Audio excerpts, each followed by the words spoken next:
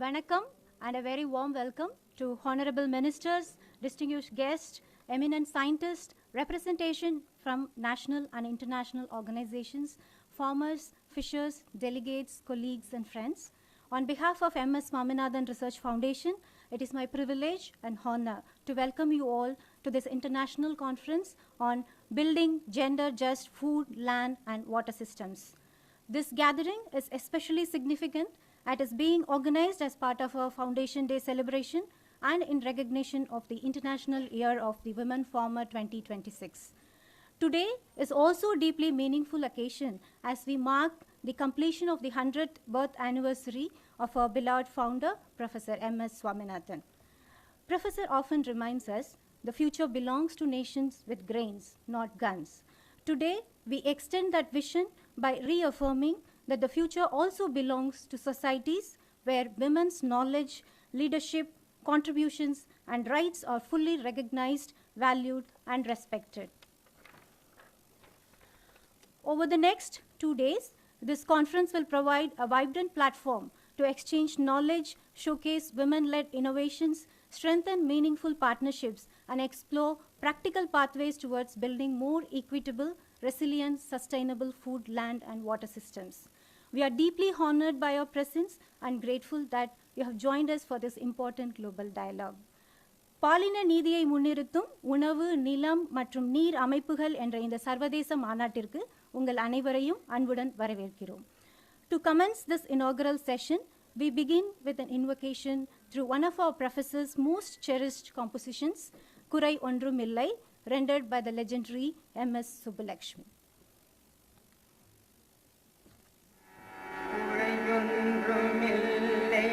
மறைமூர்த்தி கண்ணா குறையொன்றுமில்லை கண்ணா குறையொன்றும் இல்லை கோவிந்தா குறையொன்றும் இல்லை மறைமூர்த்தி கண்ணா குறையொன்றும் இல்லை கண்ணா குறையொன்றும் இல்லை Govinda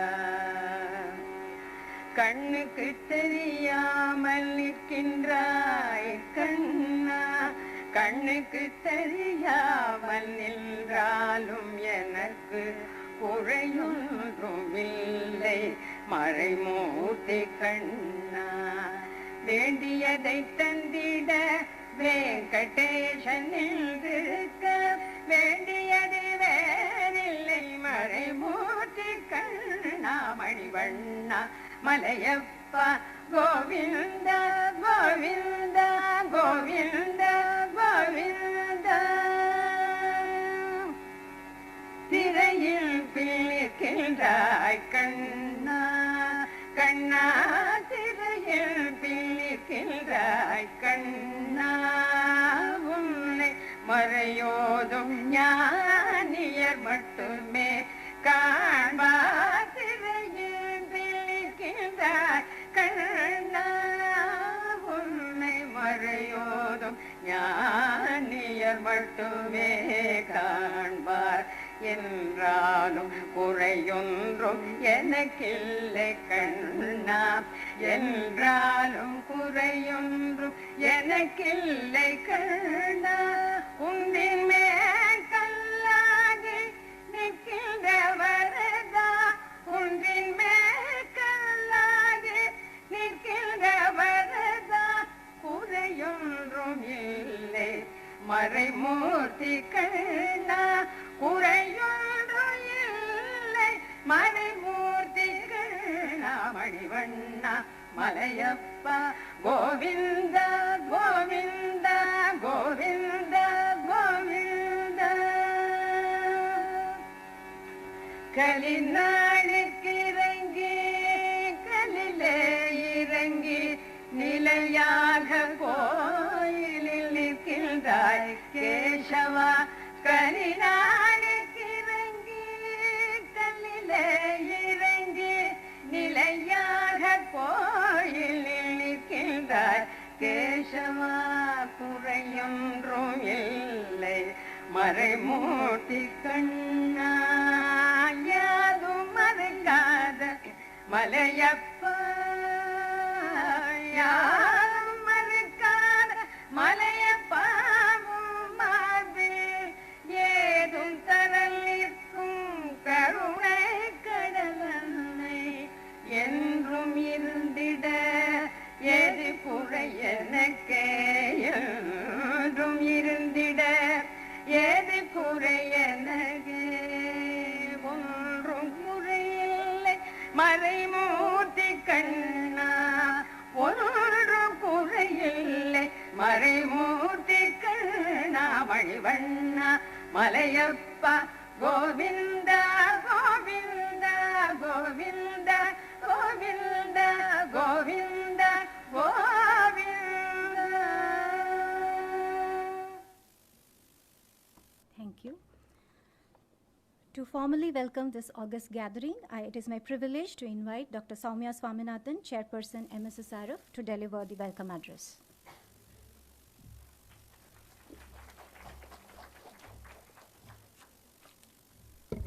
Respected Chief Guest and Guest of Honor for the day, Shri Mahendra Dev Ji, Chairman of the Economic Advisory Council to the Prime Minister, Minister Aditi Tatkare Ji, Honorable Minister for Women and Child Development, Government of Maharashtra, Dr. Mangilal Jat, Director General ICAR, who is with us virtually, our trustee, Dr. C. Chandramouli, other trustees, senior dignitaries, researchers, academicians, our staff, our donors, our partners, members of the media, and most importantly, our brothers and sisters. I think a lot of our sisters have come from the community.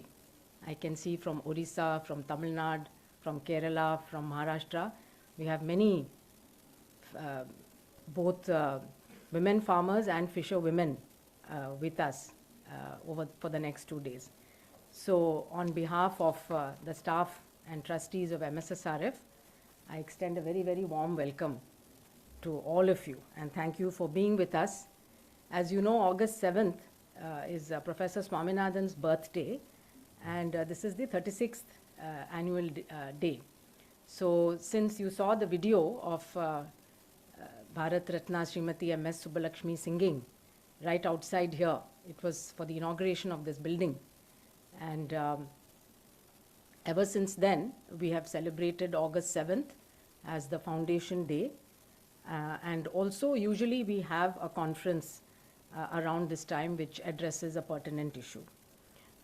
And the theme varies every year. Last year, we were fortunate to have Honorable Prime Minister Narendra Modi ji, who inaugurated the Centenary Conference in New Delhi. I think many of you would have been there. And that is when we sort of recommitted ourselves to the ideals of the founder of this institution. And Professor Swaminathan believed, he called it pro-women, pro-nature, and pro-poor. So poverty, gender, and sustainability are the three pillars around which all of our programs are built. This year is special also because it's the UN's International Year of the Woman Farmer, 2026. And therefore, it's a real opportunity for us, and this is why the theme of the conference this year is related to gender. Gender just food, land, and water systems. They are all interdependent, we know that, and without one, the other cannot really do well. So, and women are at the heart of conservation and sustainable use and showing the way forward of how we can actually use our natural resources sustainably. So some of the highlights, during the year, I must mention, first of all, the Maharashtra Women Farmers Empowerment Bill 2026. I think this would have made Professor very happy because in 2011, he introduced in the Rajya Sabha a bill called the Women Farmers Empowerment Bill, which did not see the light of day. 15 years later, a very large state of the country and a progressive state led by the Chief Minister, Devendra Fadnavis ji, decided that it was time to actually give women farmers their due. And in a record time, the state was able to develop and introduce and pass the bill. And Aditi ji was telling me that there was unanimous support from both the male and female legislators in the assembly. Of course, now is the phase of implementation and seeing that the bill actually translates into tangible change on the ground for the women farmers of Maharashtra. And we also hope that this will serve as an example and an inspiration for other states to also do the same, and of course for the central government to also enact rules, laws, policies which can actually really, and I think over the next 2 days we will see very well the need to do this, and also the different ways in which women farmers can be empowered. So I think that has been a sort of a highlight and also a great source of inspiration and pride for all of us that it can be done. Maharashtra has shown the way, and we need to take this forward. Apart from this, we've had many other very notable activities and expansion of our programs. I think you'll hear more about them from Dr. Rangalakshmi, but I would like to mention the Tech for Nature Award that was won by the Fisher Friendly mobile application that was developed again quite a long time ago in response to after the tsunami and the needs of the fishermen. But over the last 15 years or so, so many features have been added to that app, all coming demand from the fishermen. So it is not, it was an app that has been co-developed with the community, and the feature for which it won the award was the alarm that goes off when fishermen come near the olive ridley nesting sites off the coast of Odisha. So that is why it was recognized by IUCN in particular for being nature-friendly app. But it has many more features which have been serving the fishermen, and we plan to now expand it and add more AI and other use those new tools actually to make it even more user-friendly. Apart from that, we have a very big Western Ghat Eco-Restoration Program. We're launching in partnership with the TCS Foundation, and you will hear more about that in just a minute. Our climate and health hub is taking good shape, and we have a big focus on extreme heat and its impact on women and children, but also on pollution, on air pollution resulting from poorly managed solid waste and other sources. Geographically, of course, we are expanding into more states, and in May of this year, we had a seed festival in Arunachal Pradesh in Kei Panyor, where the agrobiodiversity of the Northeast was the focus of that particular program. I mentioned biohappiness as something that is now going to drive our programs, because it encapsulates really what this foundation stands for, which is natural ecological security along with economic security and health and nutrition security. So unless we can achieve all of these together, if we do economic alone and we destroy nature, then we're not going to have a very good planet left for the next generation. But if we do only conservation and we deprive people from using those natural resources, then people are going to remain deprived and poor. And if we don't focus on health and well-being, and I personally believe that health has to be at the center of all of our climate action, and everything we do to mitigate or adapt to climate change, if we can measure the outputs by using health indicators, then I think we know whether we are going on the right track or not. Because if we're not doing the right things for human health and animal health, then obviously our policies are not going in the right direction. So I think that our emphasis now is really to try to describe biohappiness in a very concrete way. What are the indicators that we can use to measure biohappiness, so that we can start comparing districts, states, etc., maybe even countries, and looking beyond the sustainable development goals, beyond 2030. We need to think of a new paradigm of how we will measure human development going forward. And I think that Professor Mahendra Dev is in a very good position to actually guide us in this endeavor.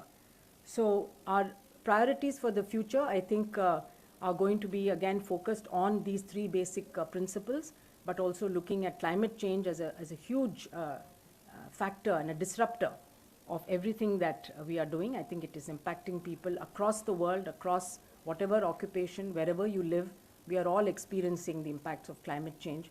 And so we don't have time actually. We need to accelerate our efforts to protect the most vulnerable in our society from the impacts of climate change, and use data and evidence and research to drive that change that we want to see. We have to remember that we are a science-based organization, a research organization primarily, and it's the quality of our research, which is usually community-based and participatory, but also some basic research that we do. So combination of basic translational and implementation research that will help us to then work with our partners, work with government to try to drive policies that will benefit the most people. So once again, I'm very, very grateful to all our partners and our donors for coming with us on this journey, for believing in us. And most of all to our staff. You can see that our staff, our numbers have grown quite a lot. We used to be able to easily accommodate everybody in this room, but now we don't. I think we have a lot of people connected virtually and online across India at all our regional centers. So I must thank the staff actually, because without their commitment, their creativity and their passion, we'll not be able to achieve anything. Thank you very much. Thank you.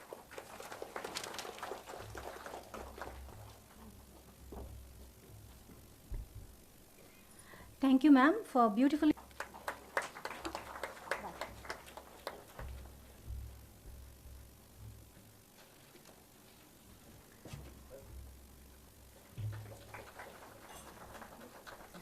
Next, I invite Dr. Rangalakshmi to felicitate Dr. Chandramouli, our Board of Trustee, MSSRF.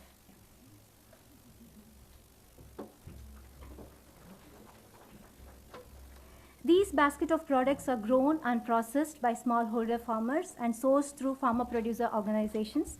They represent the resilient enterprise and aspirations of farming communities, while reflecting MSSRF's enduring commitment to strengthening sustainable livelihood and farmer collectives.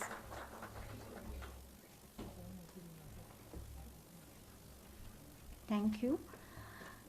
Next, we come to a very important session of releasing our annual report. Every milestone tells a story of dedication, partnership, and impact. We now come to the release of MS Swaminathan Research Foundation Annual Report 2025-26, highlighting the foundation's achievements, partnerships, and contributions over the past year. I request Mr. Srini Raman, our Executive Director, Strategy, to please be on the stage.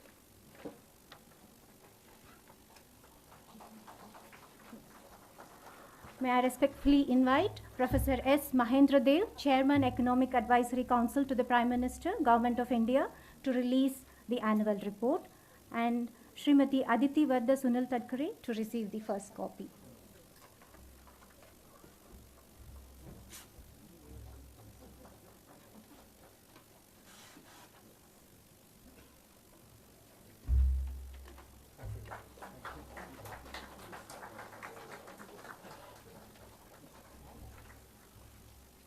Yeah, please.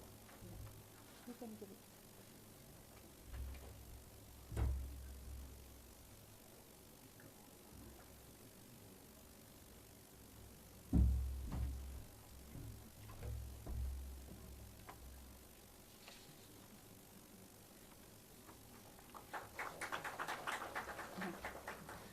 So now we come to the launch of Project Jeevadhara. To commence the launch, I would like to request Ms. Aarti Ravishankar from TCS to kindly join us on stage. May I also request Srimati Jayambika and Srimati Geeta, farmer community representatives from Wayanad, to join us. I also call upon Dr. Oliver King to kindly join us on the stage.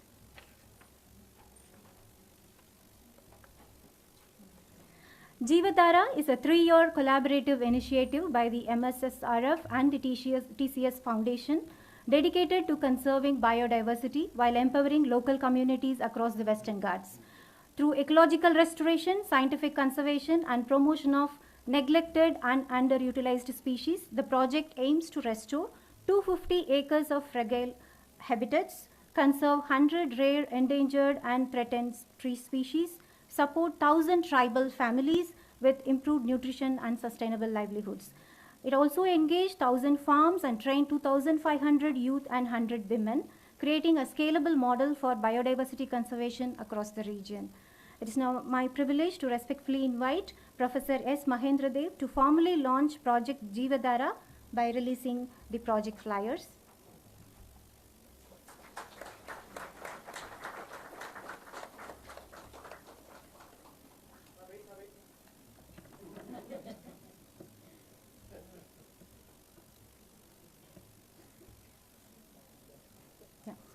As a symbolic beginning to this initiative, may I request Professor Mahendra Dev again to present the first sapling of Sarka Asoka plant, a vulnerable category of IUCN, to Srimati Jayambika and Srimati Geeta, representing from farming community from Wayanad, thereby making the launch of Project Jeevadhara.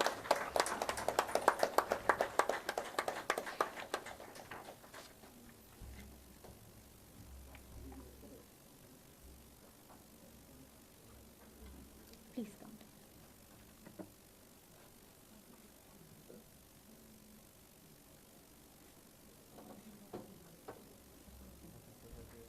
Thank you. So we now come to the release of the publication, Fields of Change, Stories of Women's Agency and Transformation through MSSRF's Field Programs. More than a collection of stories, this publication celebrates the inspiring journey of women who have transformed their families, farms, and communities through knowledge, innovation, and collective action. These narratives reflect MSSRF's enduring commitment to empowering women as leaders of sustainable agriculture, biodiversity conservation, and resilient rural livelihoods. I request Ms. Reema Sathe to come on stage, please. And Anamika. May I respectfully invite Srimati Aditi Varda Sunil Tadkare to release this book.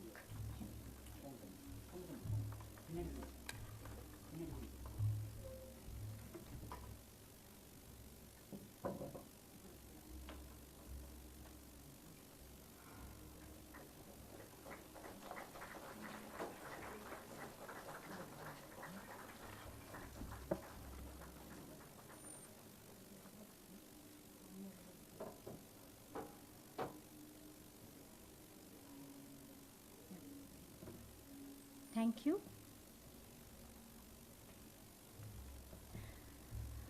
To provide us with the highlights of the Foundation's work over the past year, I invite Dr. R. Rangalakshmi, Executive Director, Research, Development and Policy, to present the MSSRF's annual report.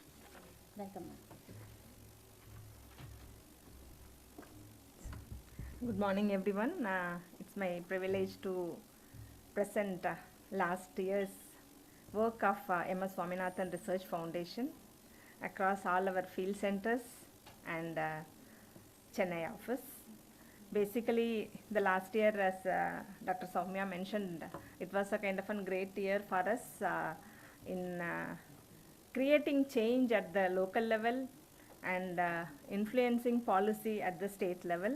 And also, we are working with the national as well as the international level, how the learnings from the field can be taken it to the next level. So basically our vision, we are redefining into achieving the biohappiness, where natural resources sustainably nurture human well-being and planetary health. These are very, very important to the foundation.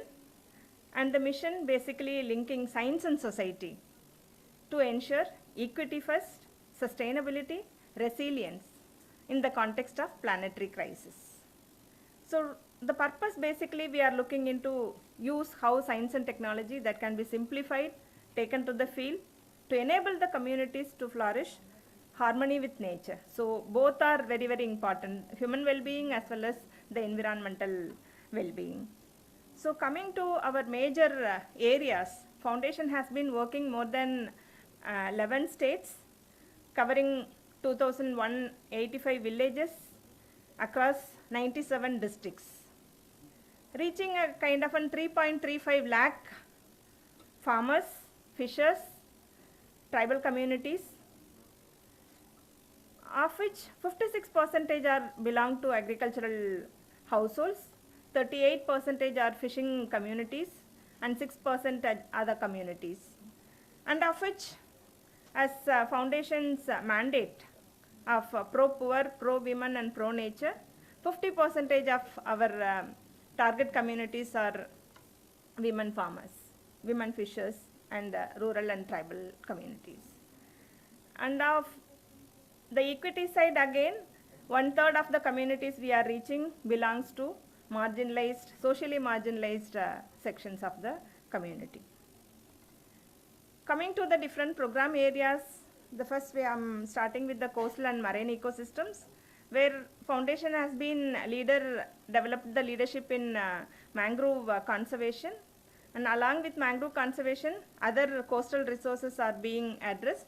The first one is the seagrass meadows.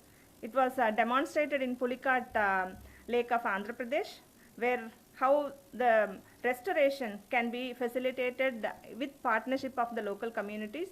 So it was using the local grass species. 10 hectare has been completed last year, and there is a plan to move forward with the participation of Department of Forestry and Environment. And similarly, in the restoration of the mangroves, we keep continuing how the restoration aspects can be further strengthened so that the sustainability can be enhanced with the participation of communities as well as the forest department, because in many of the regions, forest community play a major role in taking forward the sustainability issues. And foundation has been working in Muthupet region, where over the last year 100 hectare has been restored, and here how the local communities can be involved in the restoration initiatives apart from plantation. Again, in mangrove and non-mangrove in Tamil Nadu, Andhra Pradesh and Kerala, we have initiated this plantation and the sustainable initiatives to post-care dimensions. And apart from this mangrove region, the mangrove dependent communities have been facilitated for alternate livelihood initiatives and strengthen their participation in mangrove conservation. So most of the mangrove in and around the ecosystem, the salinity is a major problem. So addressing how farmers can manage the saline soil, that is one, and some of the landless laborers households, they can get into alternate livelihood initiatives to reduce the dependence on mangrove area.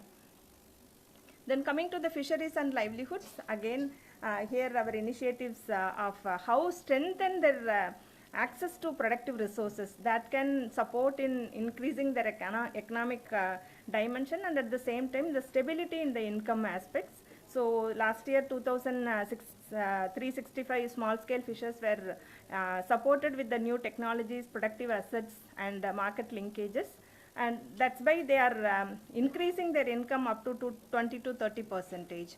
And apart from the fishermen, among the fisher women community, how diversification of livelihoods can be facilitated, because the fishery resources are also having a challenge for fishing women. So in that context, the multi-tropic aquaculture model has been demonstrated. Here, growing of the fish as well as how seagrass can be integrated.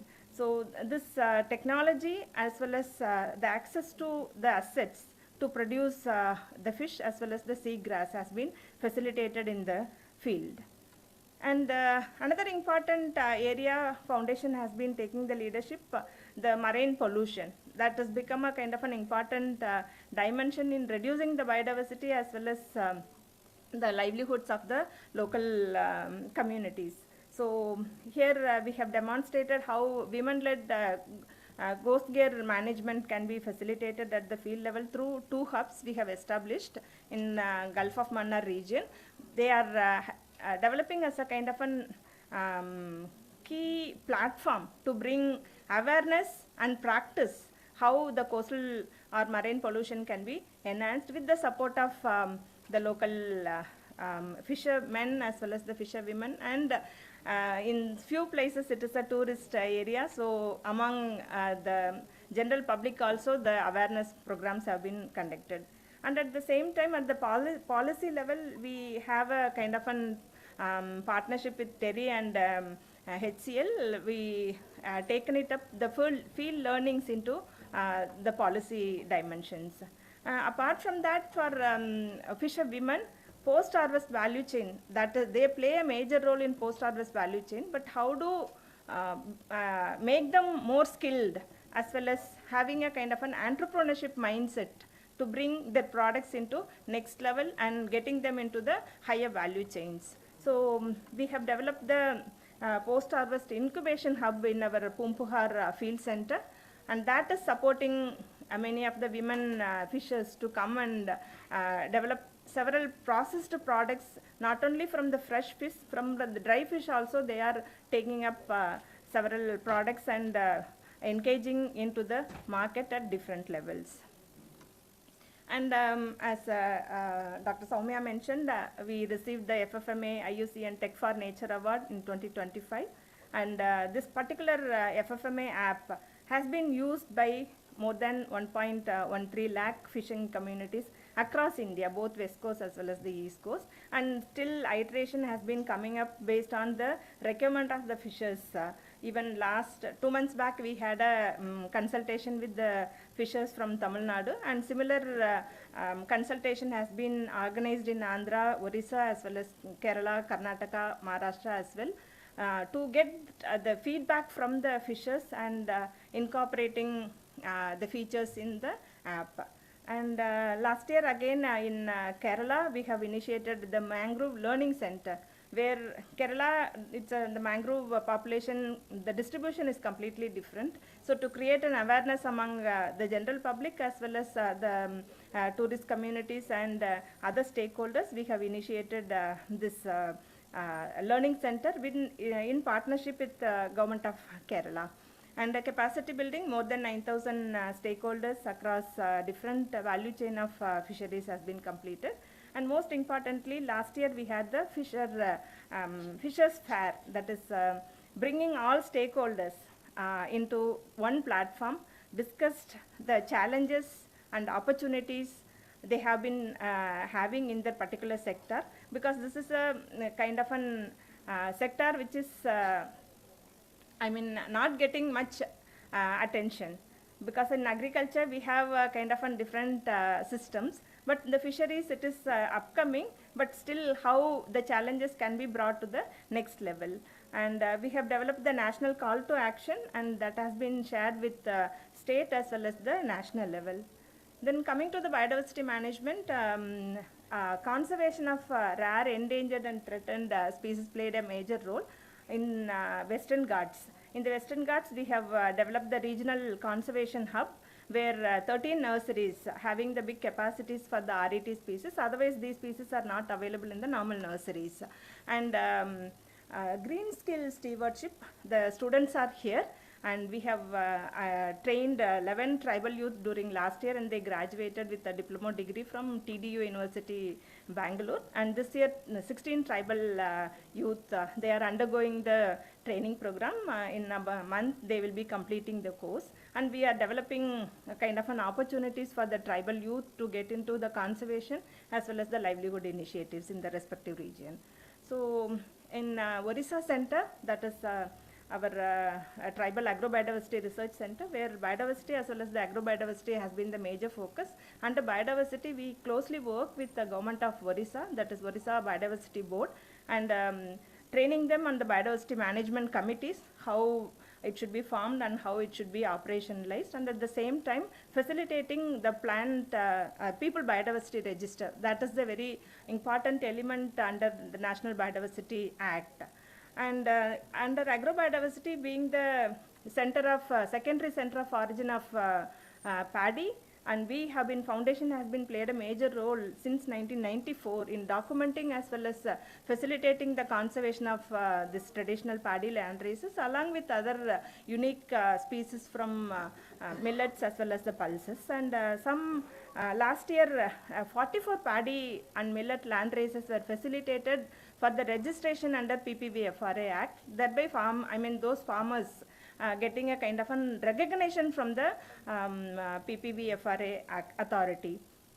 And also coordinated the millet growers and sustained the cultivation of the millet species, because in Orissa Millet Mission was launched, but now it is renamed as Sri Anna Abhiyan.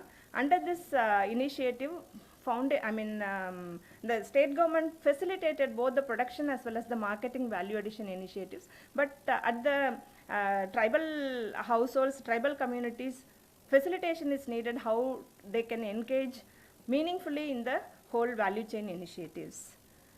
These are all some of the paddy land races conservation blocks have been conducted at the local level. And the seed festival, again, which is a kind of a platform helping them to come together to share their resources, share the knowledge. It is being held annually across all biodiversity centers. Again, in the Kolli Hills, which is part of the Eastern Ghats, where agrobiodiversity, seed system and sustainable livelihoods has been facilitated. Here the flagship program is the agroforestry, and many of the degraded lands, fallow lands, supported with the multi crops, including the tree crops, and they have been facilitated for a sustainable livelihood initiatives. Along with that, natural farming practices has also been facilitated in partnership with NABARD. And the FPO, which is working among the tribal communities, having more than 1,000 shareholders engaged in aggregation and marketing into the next level. Again, the Arunachal Pradesh, we expanded during last year.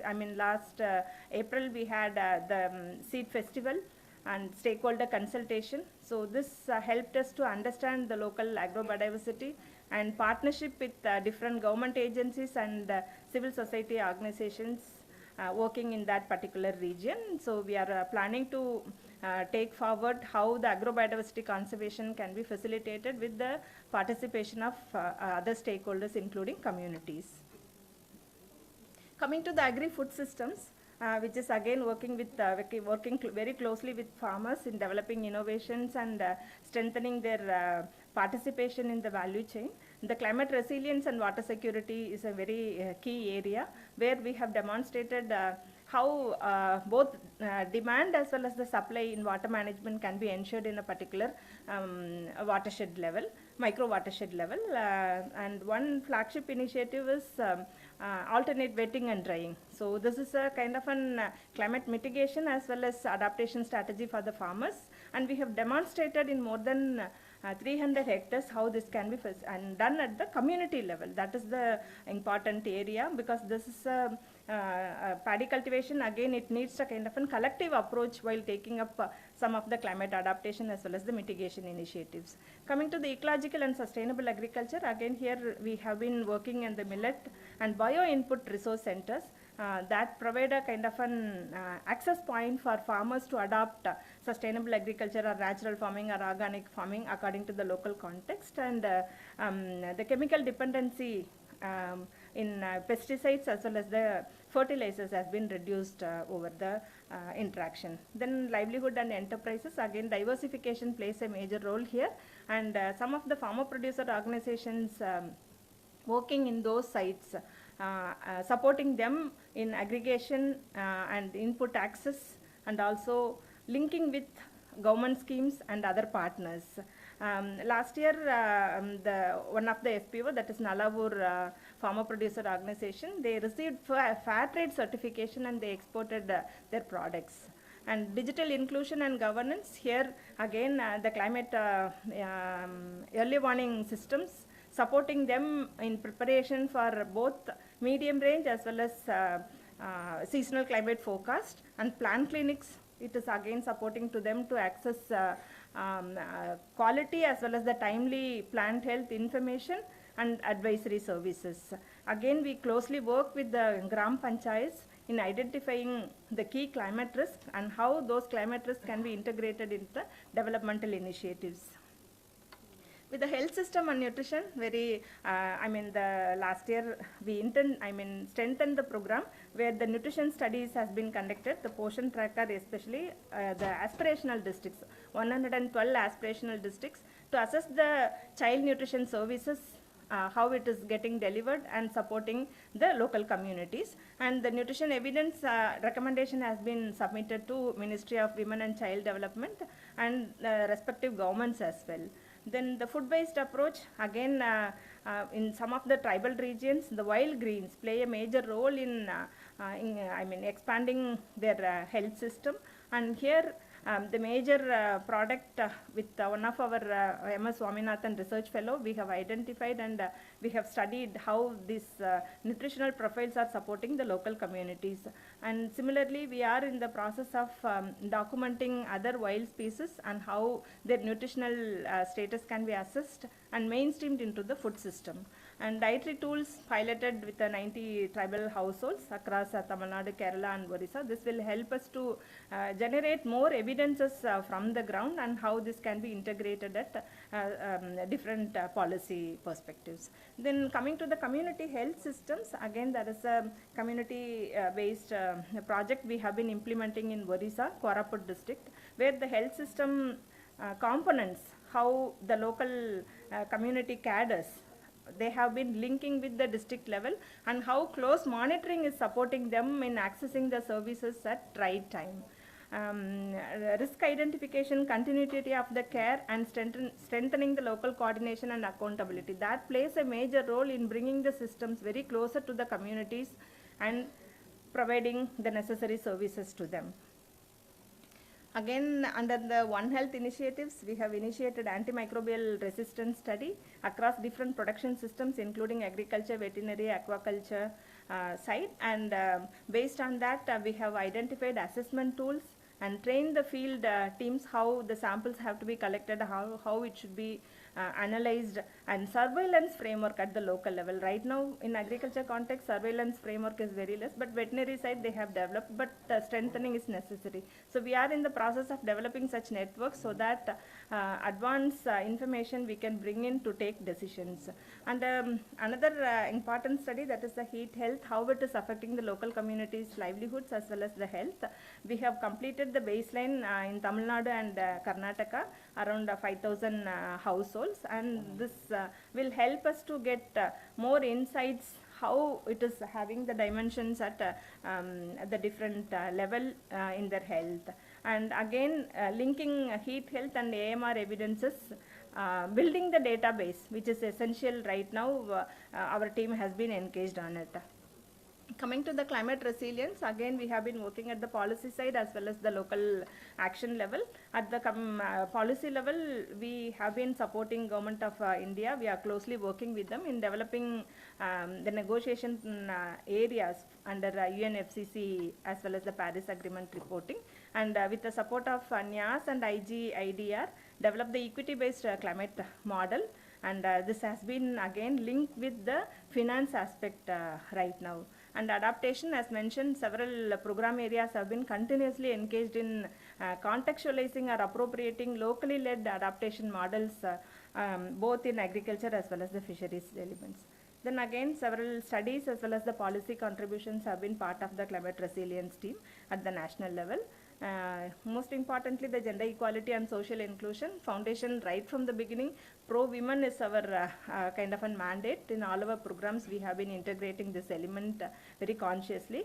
And during the last year, 2025, it was with 3 different states, we have developed the policies paper to initiate the discussion with the government to bringing the women farmers entitlement, how this can be facilitated at the state level, being agriculture as a kind of a state subject. And under climate responsive adaptation tool, again it is a very, very localized tool, how Gram Panchayats can be engaged in identifying the climate risk across different heterogeneous communities in the field, and they can interact with the block level as well as the district level officials to develop a comprehensive adaptation plan at the village level. And this adaptation plan, which is very, very basic, and it can be linked to the district as well as the state level initiatives. Under biotechnology, again, we are in partnership with Andhra Pradesh Natural Farming Initiative. We have been studying the soil microbiome, how the conventional fields as well as the natural farming fields having differences in the soil microbiome, and the soil microbiome to how the nutrients are getting enriched in the crop produces. And last year we have initiated the study, and we have been getting very encouraging results, how the natural farming are without fertilizers, chemicals, making a difference in soil microbiome profile, and it is influencing the soil physical and chemical properties as well. And under biotechnology, again the salt stress adaptation in mangroves, rice and millets. This has been again studied very deeply. Here the mangrove species shows the different root anatomy and how this can be helpful in restoration initiatives. So being the basic research to translational, our team has been working in taking the inputs.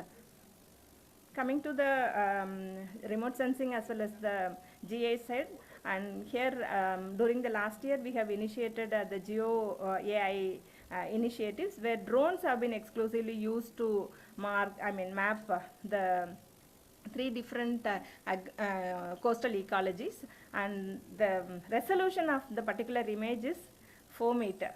So that is a kind of a very important tool, as well as the maps being generated is helpful in developing the restoration plan as well as taking the assessment to the next level for the policy inputs. And this is the part of the GeoLab initiatives. Under the education and training, again we have been exclusively using some of the digital tools in reaching the communities, especially the intermediaries, community resource persons, how their capacity can be enhanced using case study approach. For that we are in partnership with ECO India, our team has been working. And as we have every child a scientist program, so 5 centers have been running this program, and the teachers' capacity and again the pedagogy, how the science can be taken into the students of underprivileged communities or the areas which are very remote. This is helping them to take the initiative to the next level. Then the advancing lifelong learners for farmers, it was a kind of a consultation we had. Based on the consultation and recommendation, foundation has been empaneled as a training center under National Skill Developmental Center, especially for Agriculture Skill Council initiative. And the farmer collectives in all our initiative, farmers as well as the fishers, when we are working with them, we mobilize and organize them into a kind of an collectives, and these collectives have been supporting them in their initiatives of the value chain, both input as well as the output side, and we have been continuously helping them facilitating their initiatives, both institutional side as well as their capacity. These are all some of the products as well as the training programs. And coming to the communication and media outreach, again foundation has been taking forward some of the field initiatives to the different kind of stakeholders. We have our internal newsletter that is reaching more than 3,400 members, and social media engagement across different medias we have been continuously engaging. Then we have very unique program, that is the Meena Swaminathan Media Fellowship. The 5 fellows have been selected for this year, Maharashtra, Orissa, Tamil Nadu, Kerala and Puducherry, where the young media fellows are trained how the science as well as the communication part they can bringing it in their work. And another important fellowship is the MS Swaminathan Fellowship. It is for the young scholars to have a kind of an grip over the different technologies and how those technologies can be relevant to the community. So linking that fellowship has been launched. Last year 6 fellows have been completed their 2 years fellowship period, and this year again we are recruiting.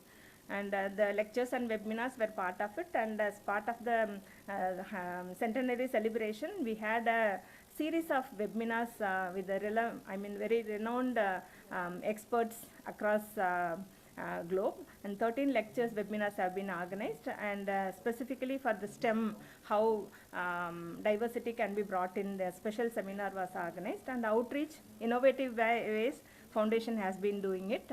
And last year, the MS Swaminathan Centenary International Conference was our major initiative, and this helped us to expand our work in several profiles, and keeping this as a kind of an legacy, how foundation can continue to contribute for the sustainable development and also the human well-being of our country.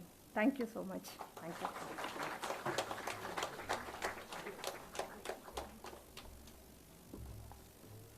Thank you, ma'am, for the detailed annual report. It is now my pleasure to invite Dr. C. Chandramouli, Member, Board of Trustee, MSSRF, a distinguished administrator and a former Registrar General and Censor Commissioner of India, to deliver the special address. Welcome, sir.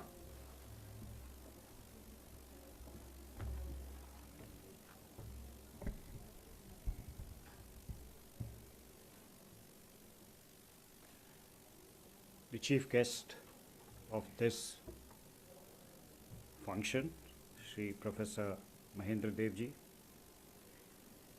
Srimati Aditi Tatkareji,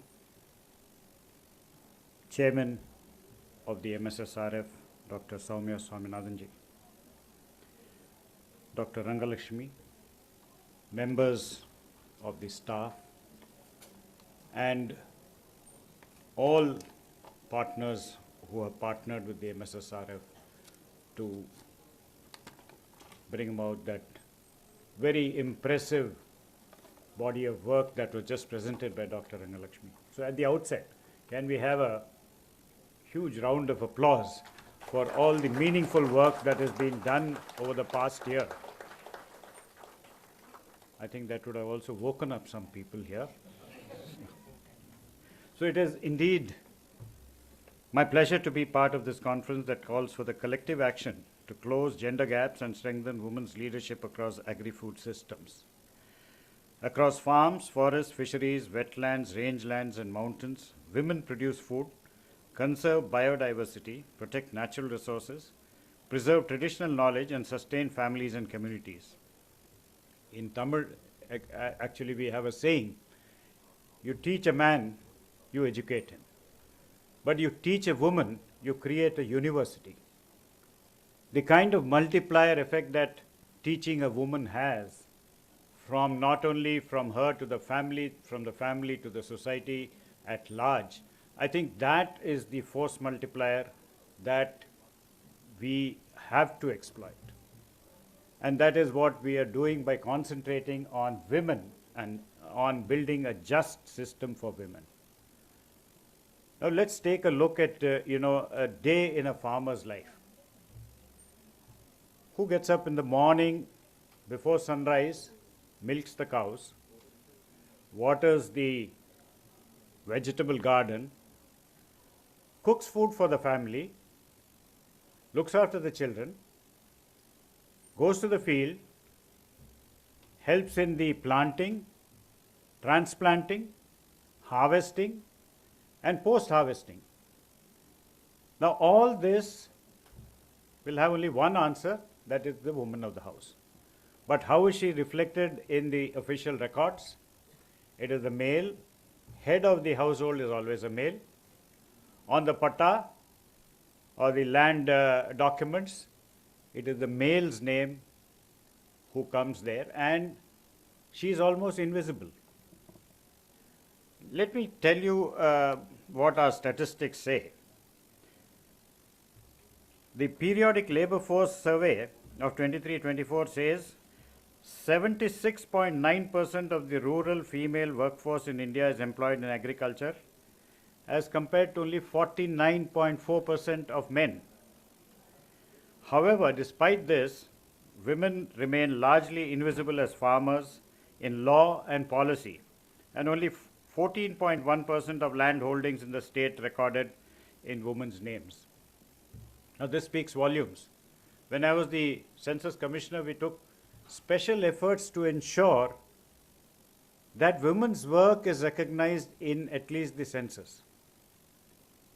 But still, what we got back was a mere 19% as the work participation rate of entire women.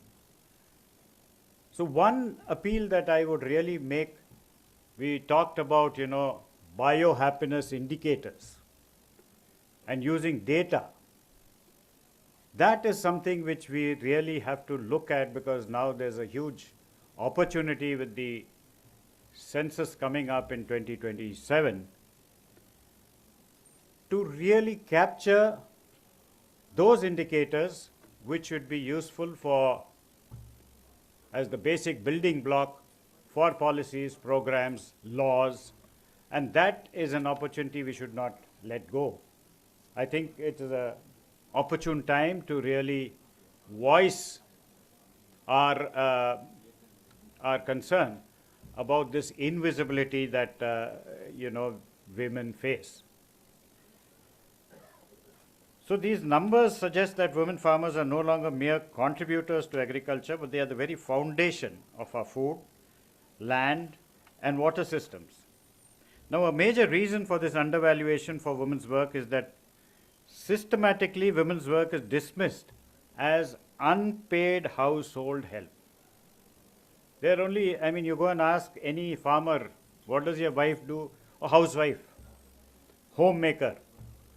Now the contribution in all aspects of life is just dismissed, and we do not have a categorization or a value placed on the economic activity that they do as part of the homemaking or as the household work that they produce. The solution begins with something as fundamental as sensitizing the enumerators who collect data, whether it is the census, whether it is the NSSO, or whether it's in the agricultural surveys that we do, on the basic concepts of gender and how to collect gender disaggregated data.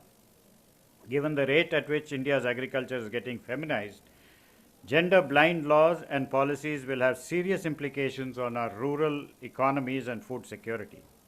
Women farmers must be rightly counted, recognized, and then institutionally supported. Today is the 101st birth anniversary of Professor M.S. Swaminathan, who we all know was a visionary who repeatedly reminded us that if agriculture has a future, it must be pro-nature, pro-poor, and pro-woman. He recognized long before many others that women are not simply helping agriculture, but they are sustaining it.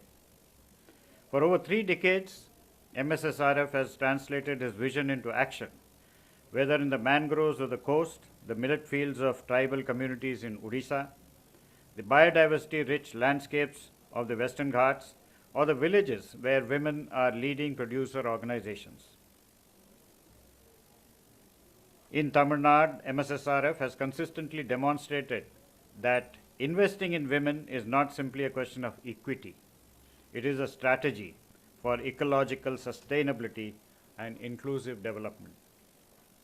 One of the most encouraging developments in recent years has been the increasing policy recognition of women farmers.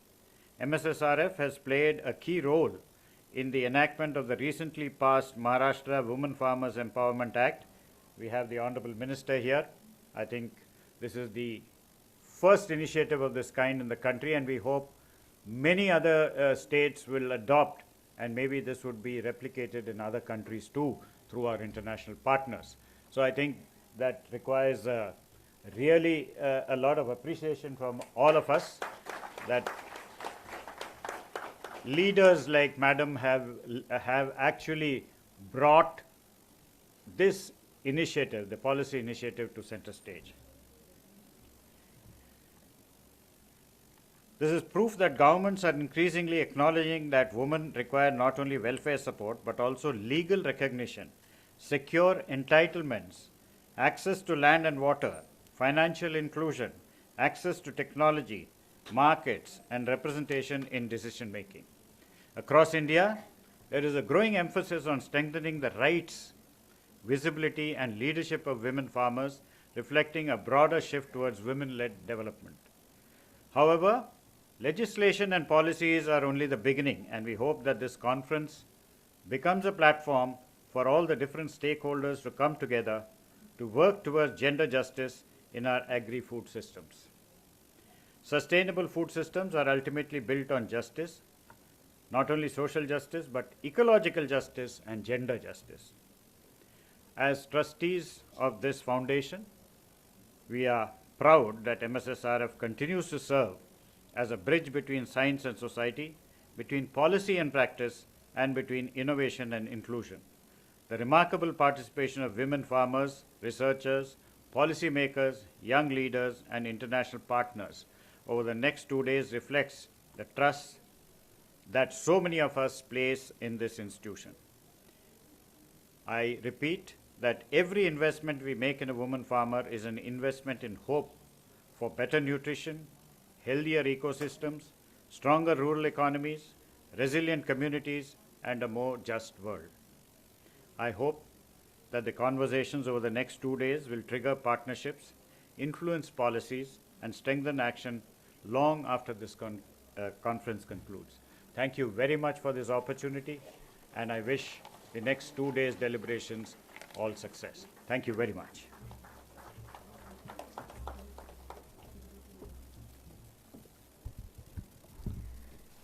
Women farmers need to be counted, recognized, and institutionally supported.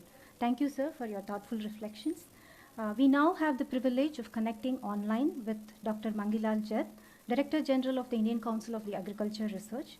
An internationally recognized agriculture scientist, he is known for his pioneering work in sustainable agriculture, climate resilient farming systems, and resource conservation. His leadership continues to strengthen agriculture research and innovation in India. Thank you, sir, for joining us and giving us your time, and we are delighted to have you with us. Welcome.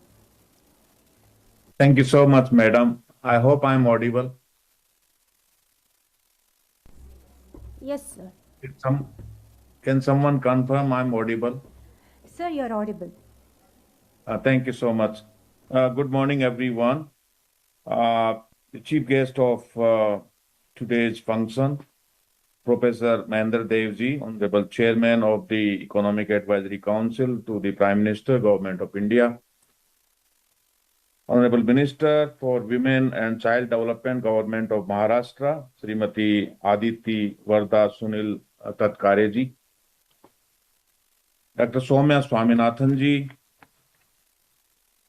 the members of Board of Trustee of MSSRF, participants, ladies and gentlemen. First of all, my sincere thanks to the foundation for this opportunity. But first of all, I would like to pay my tribute to our Bharat Ratna, Professor M.S. Swaminathan ji, on this 101st birth anniversary. And I also would like to congratulate M.S. Swaminathan Research Foundation under the dynamic leadership of Soumya ji for all the great work what was presented, but also choosing this very, very important topic of this international conference. The food, land, and water system is something very, very important for transformation of the agri-food system.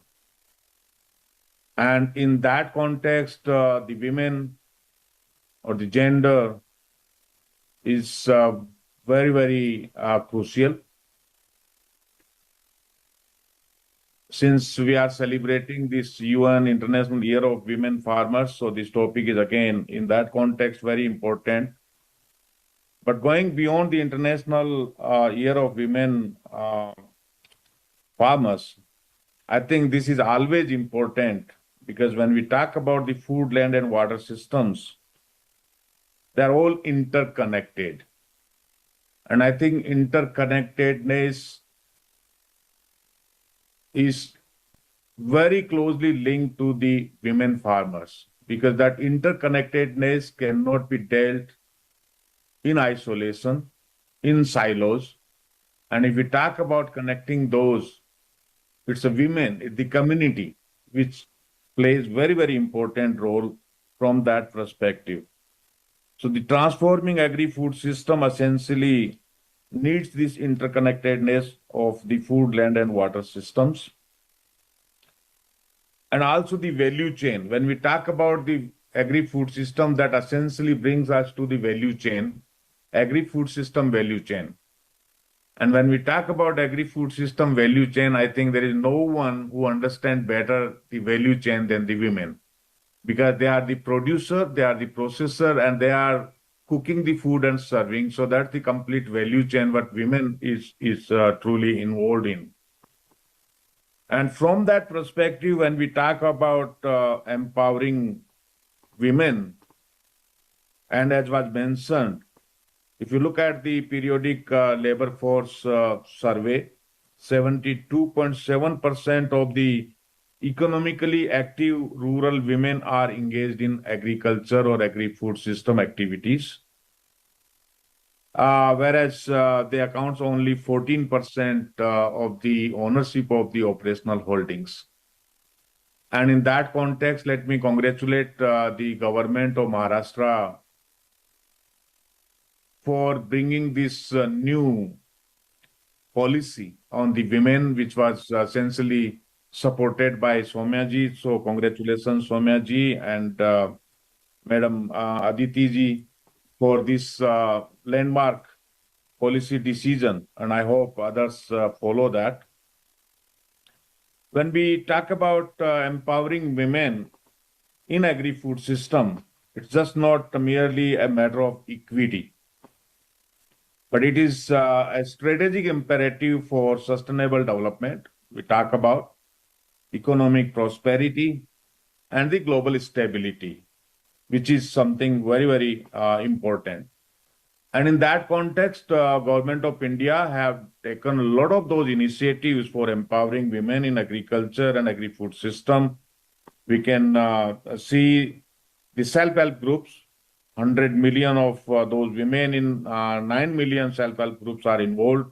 We talk about Krishi Sakhi or Pasu Sakhi or Namo Drone Didi or Lakpati Didi. I think those are something very, very important initiatives by the Government of India for women empowerment, and also the farmer producer organizations. Of the 10,000 plus farmer producer organizations, I think nearly 1,700 plus are owned by the women. Of course, the women are members in most of those farmer producer organizations. So that's the trajectory of the country's the women empowerment in agriculture and agri-food system. But I think a mention was made about the education, the training, and from the perspective of the Indian Council of Agricultural Research, I think we can take a pride that India is the only country which thought of well in advance about the women in agriculture, women in agri-food system, by establishing a dedicated institute, Central Institute of on Women in Agriculture at Bhubaneswar 30 years back in 1996. And I don't think any other country got a dedicated institute on women in agriculture. And that's where our leadership, our visionary leaders have thought of. And to strengthen that further, the council also have brought out a gender policy for National Agriculture Research, Education and Extension System. And with a wider consultation, including the MSSRF, and I would like to thank Nityaji in particular for contributing to that policy document, which is our foundation. Now, through that policy, we are further, working on it. And during the global conference on women in agri-food system, which was graced by Honorable President of India, and in her presence, our Honorable Minister announced for setting up of a national gender platform for agri-food system, and we are on it. And connecting all our 900 plus establishment, having a gender focal point at each of those establishments. And I think this is something very, very important for advancing the gender research and development in agri-food system.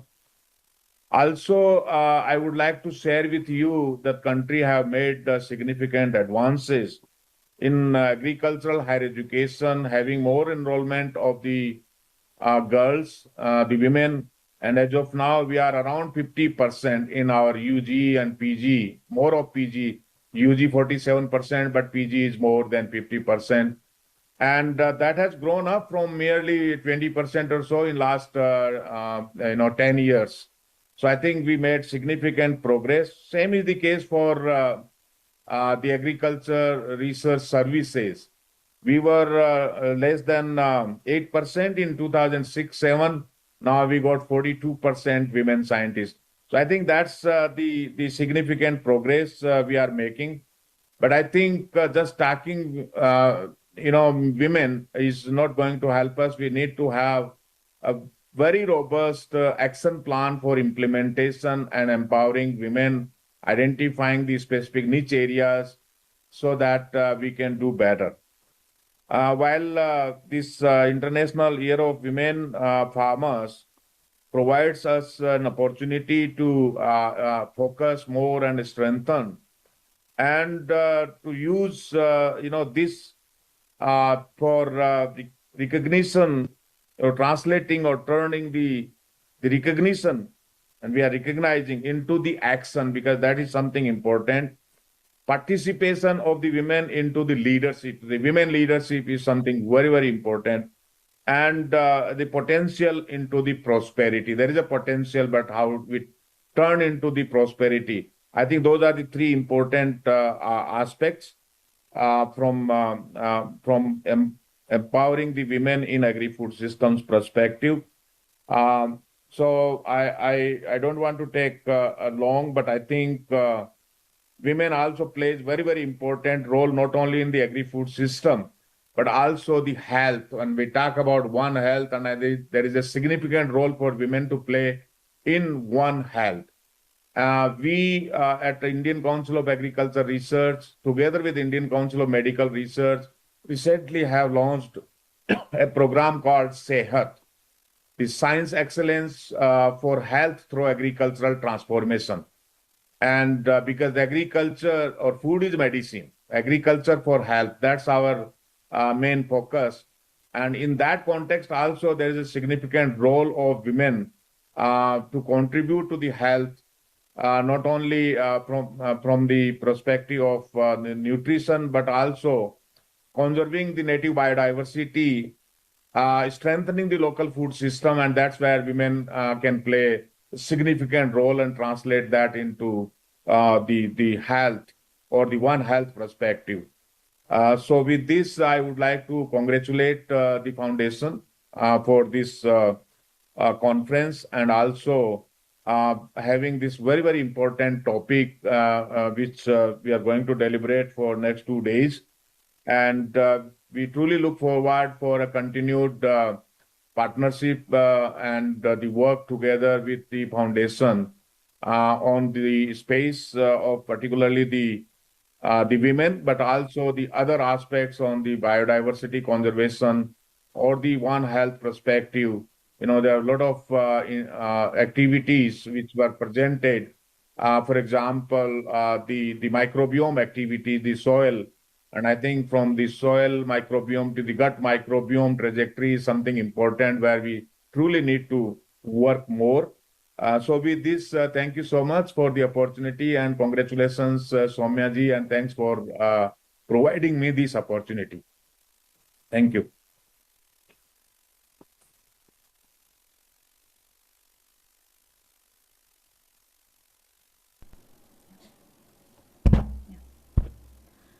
Investing in women is not about equity, but about economic, social, and global sustainability. Thank you so much for your inspiring speech, sir, and joining us online.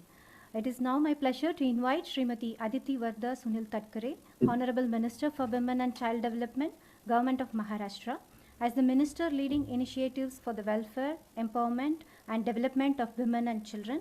She has been instrumental in advancing inclusive and gender responsive development. Madam, may I request you to kindly address the gathering. Thank you. Thank you. Good morning. Namaste, everyone. Respected Professor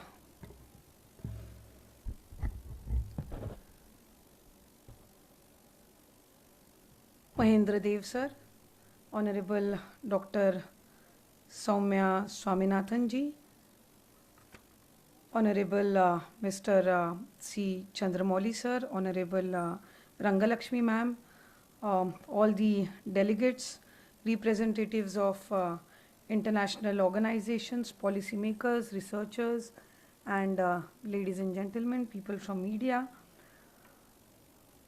It is a great honor and privilege for me to participate in this international conference on building gender, just food, land, water systems, I sincerely thank Dr. Soumya ji and MS Swaminathan Research Foundation for this gracious invitation and making us all a part of this wonderful and one of the most important conferences. This conference is particularly significant as it coincides with the International Year of Women Farmer, bringing us together global expertise to shape policies that promote women leadership, climate resilience, and sustainable food systems.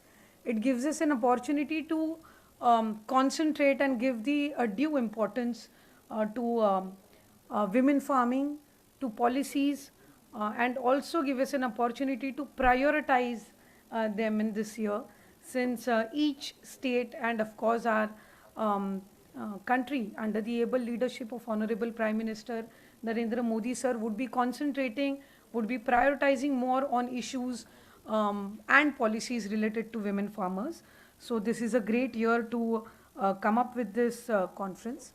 Of course, before me, many have mentioned about Maharashtra and the initiative, the approach of the Maharashtra government under the leadership of Honorable Chief Minister Devendra Fadnavis sir and both DCMs Shinde sir and Sunetra ma'am. There have been several progressive initiatives that have been implemented. One of them, of course, we've come up with Maharashtra Women Farmers Empowerment Bill 2026. And I remember on 8th of March, we had a special session which was been organized. It was our assembly session as well. So fortunately, both our assembly members and council members were able to be the part of the discussion and the special session which was been organized to announce the various activities, policies and programs revolving the surrounding the women farmers. I was part of that conference, of course, and we had discussions on various issues related to it, various things where we should be concentrating on. Yes, this bill was very important because I believe if we have to prioritize something, we need to bring in the change through bill. We need to bring in the change in the policies, or maybe the the conservative methods through which we have been trying all these years. But with changing times, with changing climatic situations, with changing lifestyles, we need to bring in new policies. We need to bring in such policies that would enable us to concentrate on particular targets and achieve them. So this bill was unanimously accepted, and I am so happy, I am so proud I could be a small part of this initiative taken by the Maharashtra government. And the best part was, when the bill was brought up in the assembly, there was discussion, of course, there were suggestions, and apart from the women assembly members, council members, more and more male assembly members participated on how this bill is very important. I personally believe, as a representative or as a women representative, it is always important for the male participation in such policies, because when we talk about equality, when we talk about policies that would give us an equal opportunities, the participation of the other gender is equally important, because that is when the change in terms of outlook is actually going to come. So when the male participants were more and more and encouraging the bill, I think that was one of the most optimistic moment for me as a representative, or as an assembly member, or as being a small part of the government.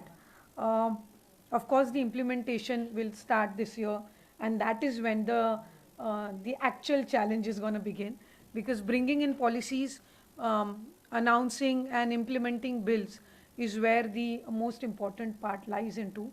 And I believe there are 2-3 things that we would be working on. One, the implementation, while implementing the challenges, encouraging more and more women in terms of farming, um, also bringing in financial literacy in them, because there are online transactions, there are various other activities also which are related to farming now. With changing times, the methods have changed, and one of the most important things that as the agriculture department and women and child department, which we equally unanimously would want to concentrate on, is curating the agricultural tools according to the physical capability of women. Because when we talk about equality, of course, it's something which is psychological, it is something which is, due. But at the same time, when it comes to fields, or when it comes to something like agriculture, there are certain changes in terms of implementation, small implementations that we need to bring in. So that is where we need to curate the agriculture tools according to the physical capabilities of women farmers. That is when they'll be able to participate in a better way. They would be able to give a better result, because yes, of course, we preach, we speak about how women are equal. Of course, mentally we are equal. Sometimes we show even more strength. There are times when we see unfortunate suicides of male farmers, but a woman of the house, she chooses to stand strongly, because she knows that the entire family and the kids, they are dependent on her. So when it comes to physical capabilities, if we have agriculture tools that are curated according to her physical capabilities, I believe we'll be able to strengthen her in this particular field. There can be different opinions about the individual beneficiary schemes that the government of India or the government of Maharashtra is have undertaken. There are different kind of opinions that come across from the society, from policymakers, from financial sectors, from politicians.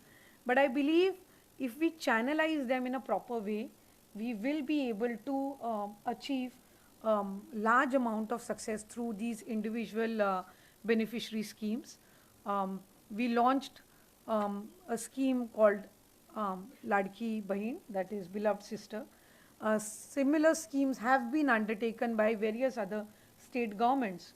And now, since it's been more than almost 2 years that we've implemented the scheme, now comes the research part on how it has benefited them in terms of individual participation in decision making, individual participation in financial decisions in family. So and of course their financial empowerment, spending the money on their health, spending the money on their individual financial capacity building.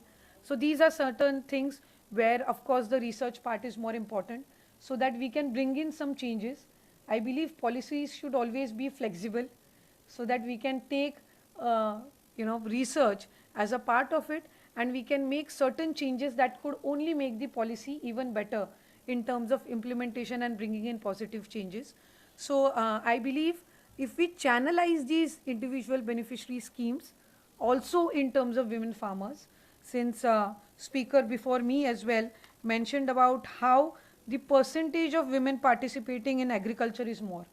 I mean, there are almost, even in Maharashtra or even when it comes to nation, the percentage of women participating in agriculture is more compared to men. From the region I come from is Konkan, it's coastal, where we have equal participation of women in fishing as well, in marine activities, at the same time agriculture, because most of the men, since the proximity is very near to the cities like Mumbai and Pune, so of course they want to, for the bigger opportunities for employment, they run towards the city. It is the women who handles the farming part, the agriculture part, and of course the fishing and the routine occupations. So I believe a bill like Women Farmers Empowerment Bill is very important in states where women are more and more participating in agriculture or marine related occupations. There is an uncertainty due to climatic changes. From last 4-5 years, I think states like Maharashtra, including other states, be it Gujarat, Assam, Orissa, have been going through climatic changes, natural calamities. That is when the most discouraging part comes. Because when they incur with financial losses in terms of agriculture, they have cultivated, and due to some natural calamity, they lose a huge part of that cultivation. That is when the discouragement part comes in. And when government, of course, has to step in, where research foundations have to step in and encourage them in continuing with their participation in agriculture. So these are certain things that as state we need to work on, of course, because one natural calamity and their efforts of 10 years or 5 years are ruined in that one natural calamity. We've experienced this in Konkan. I've experienced it in my own district, where we had cyclones back to back year, and of course there was a huge loss that they had to incur. We had to encourage them again to cultivate on the same land. We had to, of course, compensate and bring them back psychologically to their occupations again. So these are certain things, I believe, where the research part comes in into. There are certain abhiyans or schemes that, or programs that are launched by the government of Maharashtra. We've recently launched Adi Shakti Abhiyan, where apart from education, nutrition, health, we are also encouraging women participation in environmental activities like tree plantation or horticulture, encouraging them in small activities which are related to agriculture and horticulture. And we are setting up parameters. Always, I mean, when there are programs curated according to a little competitive activities, there's more kind of an encouragement, because they feel or the feeling of participating and ranking into it and winning some kind of recognition always increases the participation. So that is something that we are doing in terms of these programs and abhiyans. I personally believe marine ecosystems and women in field of fishing and marine also need a proper guidance in the current scenario. Of course, 3 or 4 months of the year are the most difficult ones for them, because fishing, of course, is restrained and not allowed during that period of time. So that is when comes the most depressive phase of the year, when they know that they have nothing apart from they're completely dependent on that one occupation. So I think parallel occupations or something that can be that can keep them engaged during that 4 months or 5 months can bring in the confidence level in them, and giving them more opportunities to earn in those in that slack period of theirs.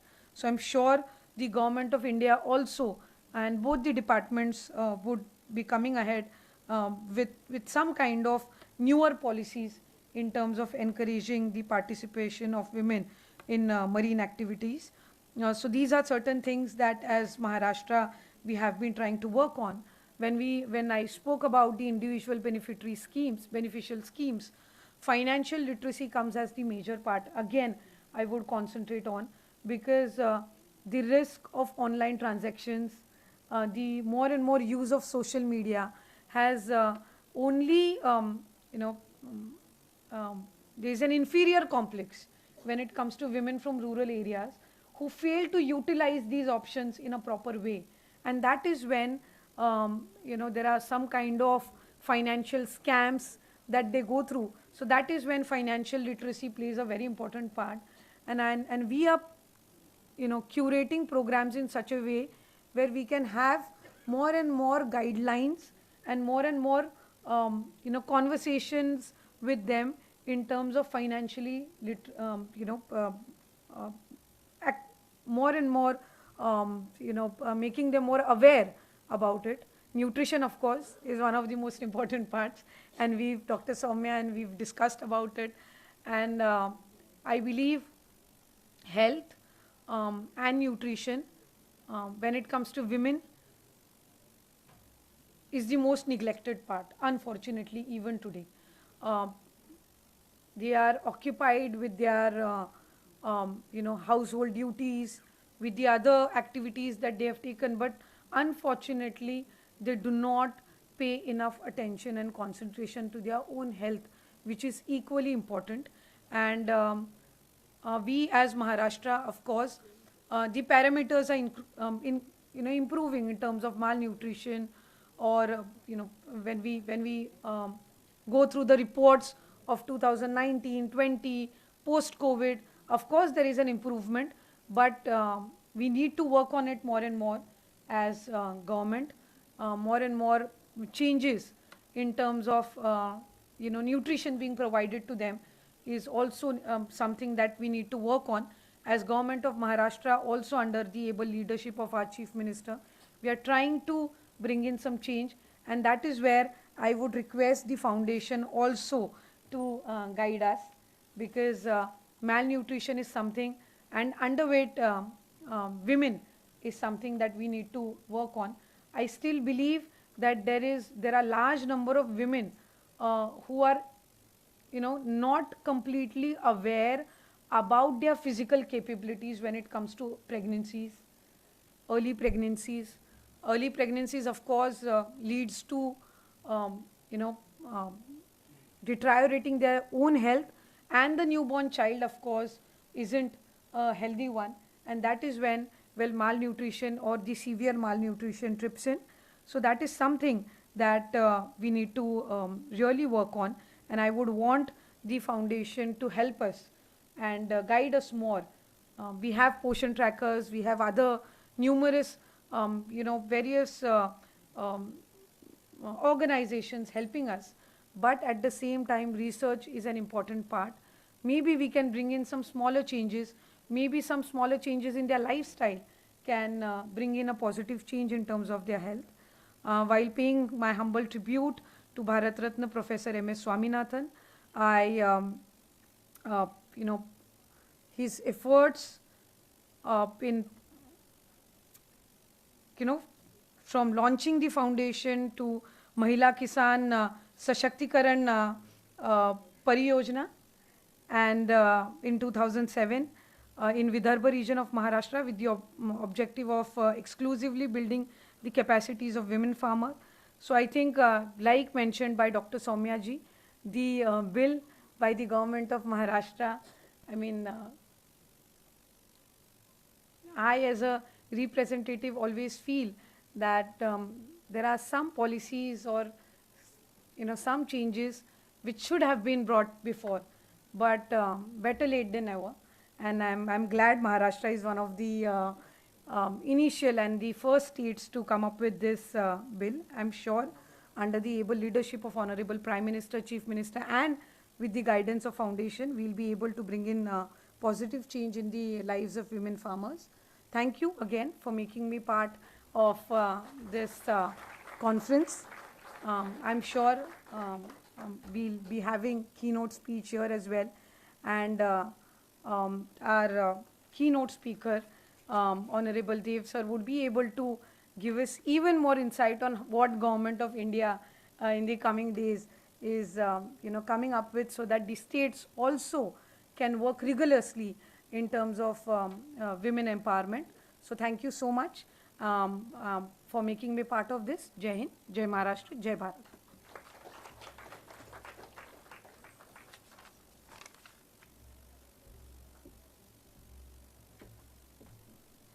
Thank you, ma'am, for your inspiring address, and also for being the first state government to pass the Women Farmer Empowerment Act, and also taking us along in this policy process. So now we now come to the inaugural address. It's my pleasure to invite our chief guest, Professor S. Mahendra Dev, Chairman, Economic Advisory Council to the Prime Minister, Government of India, an eminent economist, Professor Mahendra Dev has made significant contributions to public policy, agriculture, rural development, and inclusive economic growth. His insights have helped shape national policies aimed at promoting equitable and sustainable development. Sir, I request you to deliver the inaugural address.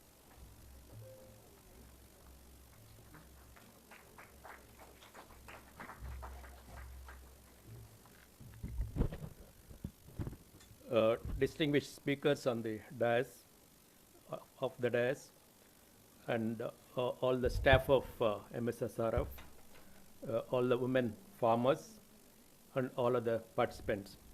Good morning to all of you. I'm happy to participate in this important international conference. I've seen the program. It's very, lots of wide range of topics are covered, which we are going to discuss in the next 2 days. I've also visited the stall outside. It's very impressive how the women farmers have done various things all over the country.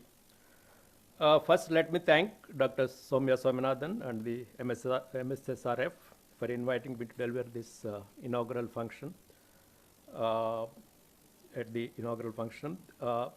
And this is also an occasion to get inspiration from the contributions of Dr. M.S. Swaminathan. I've learned a lot in the several years from him, his association, and also his writings and contributions to the policy. We all know his contributions, particularly the Green Revolution, Evergreen Revolution. All these are well known. Equally important are his contribution towards fostering rural prosperity through science and technology. He always talked about science and technology. Of course, in all his writings, he placed women in the center of agriculture, in particular, and development in general. Not only agriculture, but the whole development paradigm, women play an important role.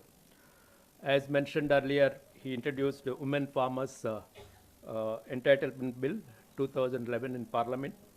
Of course, now we have Honorable Minister from Maharashtra has discussed last month. Maharashtra Legislative Council unanimously passed the Maharashtra Farmers Empowerment Bill.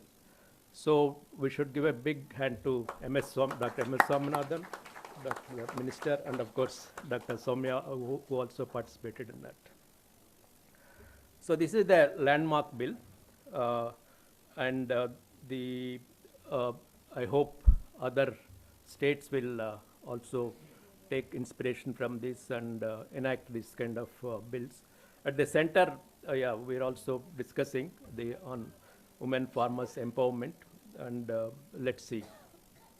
The annual report of MSSRF also provides, an overview of their work, and they cover wide range of topics in the field of agriculture and also food systems. And they also do a lot of community work, based on ground level work, which is important. And gender equality and empowerment are central to their mission of sustainable development. And they're also working on different states of India, which is important because states contribute to the nation. Thus, it is in the footsteps of Dr. M.S. Swaminathan that we follow today when we discuss building gender-just food, land, and water systems. And as mentioned earlier, it's also fitting that 2026 has been designated as the International Year of the Woman Farmer. So on this occasion, I'll be speaking briefly on the broader topic on food systems, placing women at the center of sustainable agri-food systems, and what are the prospects and challenges, what are the achievements, and also the challenges. Of course, women contribute across the entire agri-food value chain, from agriculture to livestock, fisheries, post-harvest activities, as the annual report says, food processing, storage, marketing, and also conservation of natural resources, coastal resources and fisheries also, and household food and nutrient security. So wide range of topics. Regarding overall approach of agriculture and food systems, Indian government is now focusing more on the farmers' incomes approach rather than the production kind of approach earlier. So we have to move from this production is important, but towards income-centric approach. Among others, 4 factors are important. First, diversification in crop sector and focus on high-value crops, livestock, fisheries, then rice and wheat to get higher incomes. Second, focus on post-harvest and marketing. Third, food and agro-processing. I think the women also are involved. They are important for incomes and employment. Fourth is that we have 86% of the women, the farmers are the small and marginal farmers. So many of them are women. So we need institutions to help the small women farmers in getting better incomes for both inputs as well as outputs. And here women are well placed because they're also diversifying. But crop diversification, all of us say diversify to millets, pulses, oil seeds and all. But the farmers ask me, rice and wheat, we have MSP and other things. So how do we shift unless we have assured market? For example, I looked at the CSCP data, output over cost. For rice, it is about 30,000 per hectare. For jowar, it is 9,000. In fact, that year, ragi, it's a negative.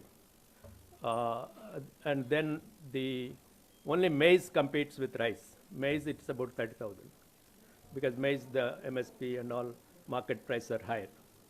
So the rate of return, how do we improve for millets, pulses, oil seeds? That's the challenge.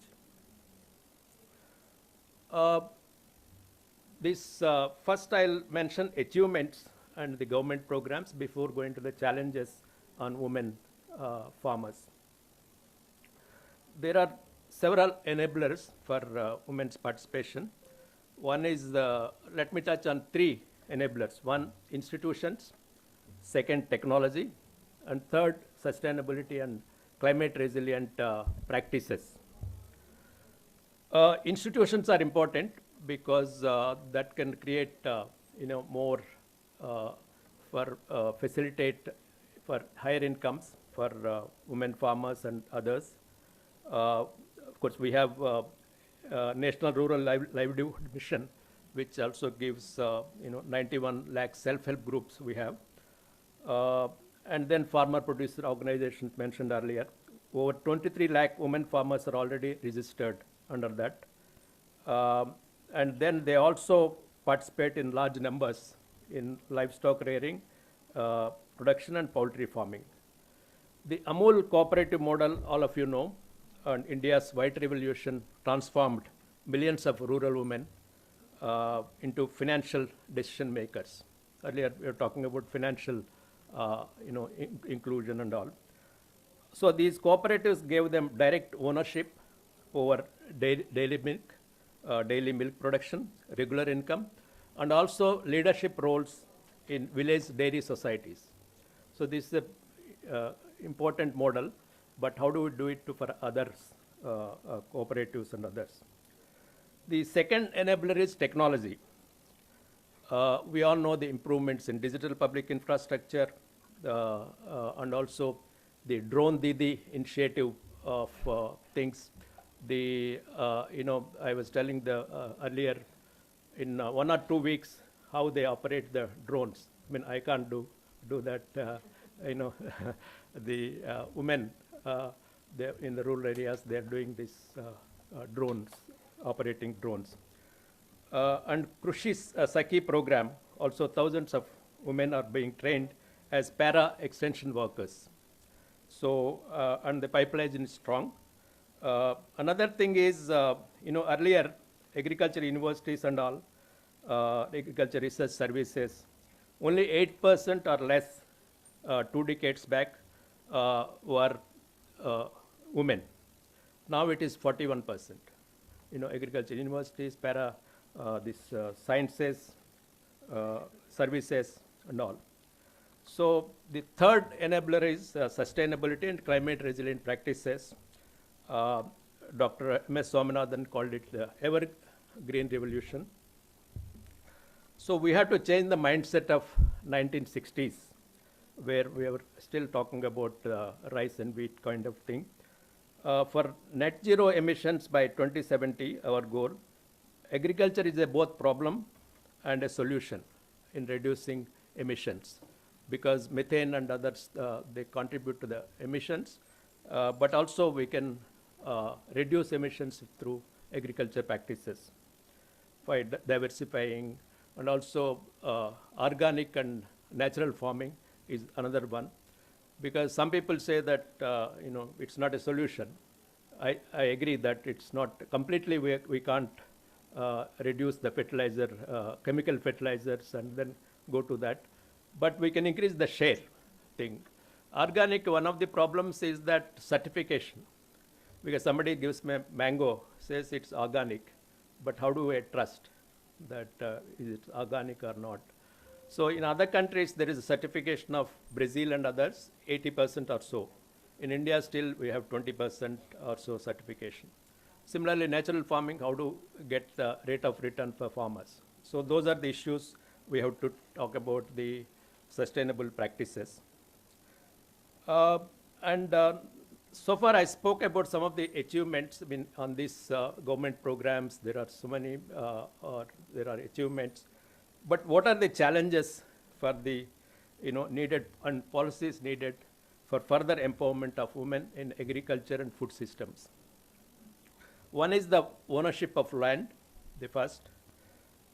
Most women work as cultivators or agriculture laborers without legal ownership of land, restricting access to institutional credit and government schemes.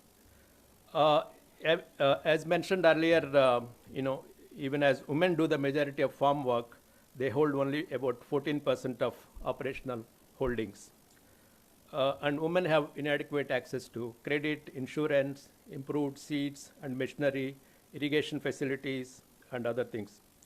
So ownership of land matters because it unlocks institutional credit, crop insurance, extension, and technology.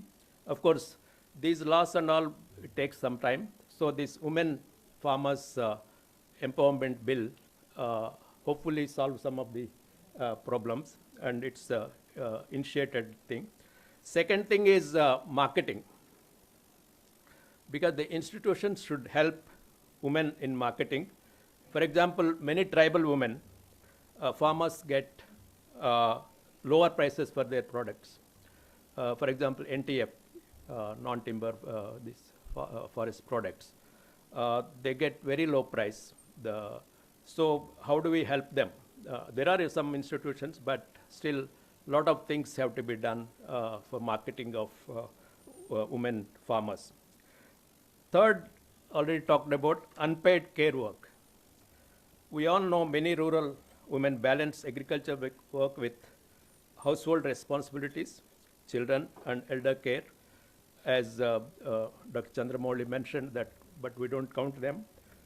But the time use surveys shows women spend some 363 minutes a day on unpaid work, against 123 minutes for men.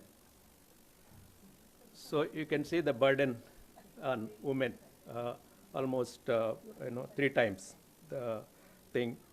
I mean, some of the things, of course, drinking water close to the home, clean cooking energy, child care and suitable farm machinery, nearby processing units, all these things may help some of the drudgery they are going through.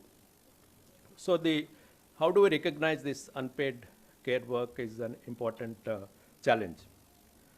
Fourth is low participation in decision making.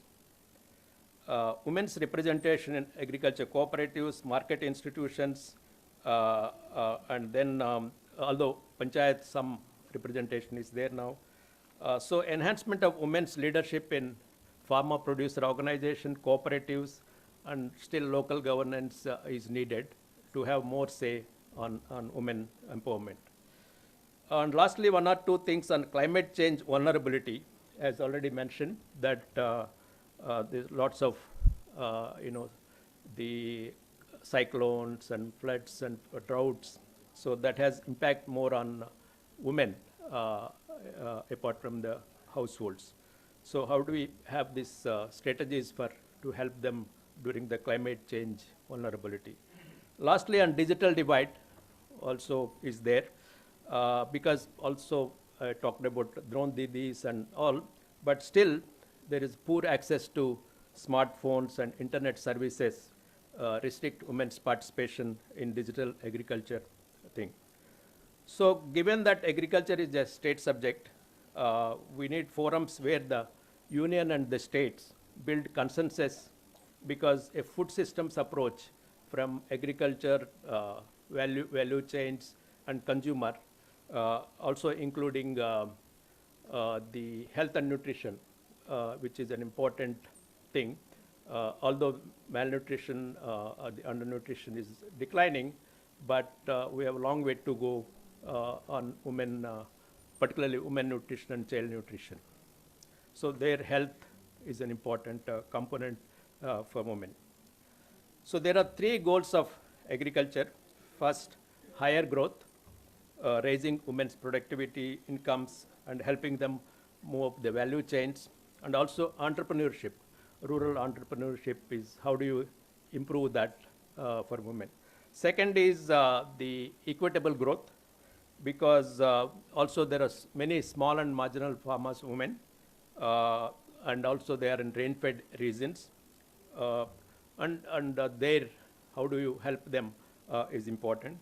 Third, achieving these both goals through sustainable and agriculture practices, natural farming, crop diversification, soil, water, and land, these things.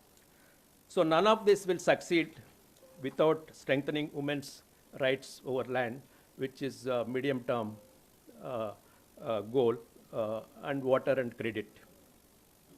Because their full participation is itself a source of better governance and more resilient food systems.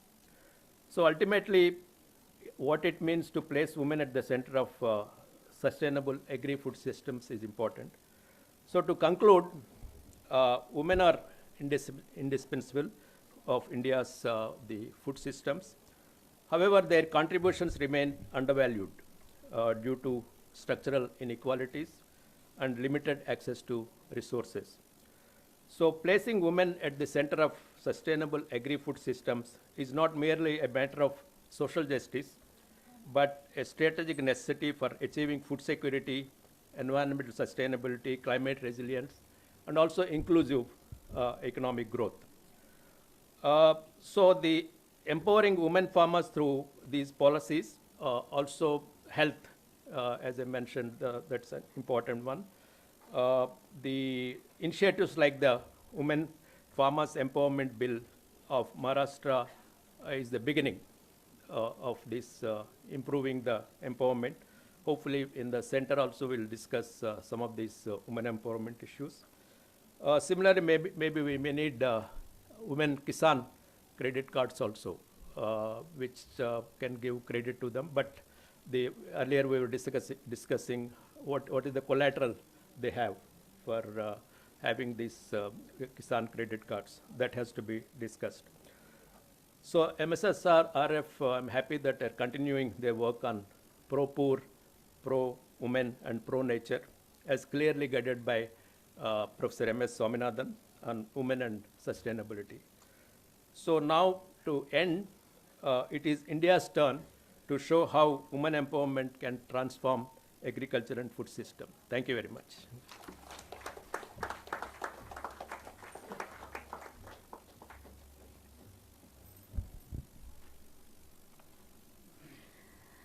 Thank you so much, sir, for your thoughtful address, and your valuable insights has set the stage for meaningful discussions over the next 2 days, and also insisting on improving the institutions, technology, and sustainable practices as the need of the hour for empowering women farmers in India. So as we conclude this inaugural session, I now invite Dr. E.D. Israel Oliver King, Director, Biodiversity, MSSRF, to propose the vote of thanks.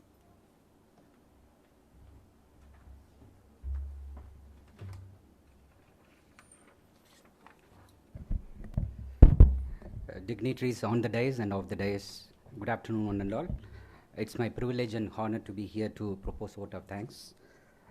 First of all, let me profusely thank Honorable Professor Magendra Ji for being here and offering the inspiring inaugural address and also releasing the Foundation Day annual report. Thank you, sir, for launching the Jivadhara program. It's going to be helpful for restoring landscapes in Kerala and also supporting tribal communities in that region. Madam Aditi Ji, thanks for coming here and offering the special address, guest of honor address, and also releasing the publication. And our heartfelt thanks to Chandramouli Ji and also Dr. Mangilar Jal, the DG ICAR for insightful special address. And we also thank Aarti from TCS Foundation to be here and also being a part of this inauguration and launching of Project Jivadhara. Your presence and support are much greatly appreciated. Our thanks to our chairperson, Dr. Swaminathan, and all the board of trustees for their constant guidance and support and unwavering support all the time. And our special thanks to the donors, Gate Foundation, JSW Foundation, GIZ, and NABARD, and also other partners for their generous support in making this international conference possible. We also extend our sincere thanks to all our delegates. They have joined across the country and also from abroad, both in person as well as online. We are grateful to the scholars, scientists and students, farmers and community representatives, and also journalists. They have joined. There are 5 journalists. They have joined in this gathering. They have traveled across the country to participate in this conference. We also look forward to a meaningful and insightful conference ahead. Thank you very much.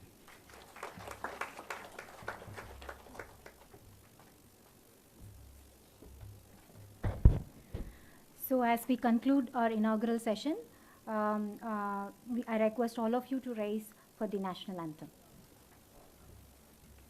जनगण मन अधिनायक जय हे भारत भाग्य विधाता पंजाब सिंध गुजरात मराठा द्राविड उत्कल बंगा विंध्य हिमाचल यमुना गंगा उच्चल जलधि तरंगा तव शुभ नामे जागे तव शुभ आशीष मांगे गाहे तव जय गाथा जन गण मंगलदायक जय हे भारत भाग्य विधाता जय हे जय हे जय हे जय जय जय जय हे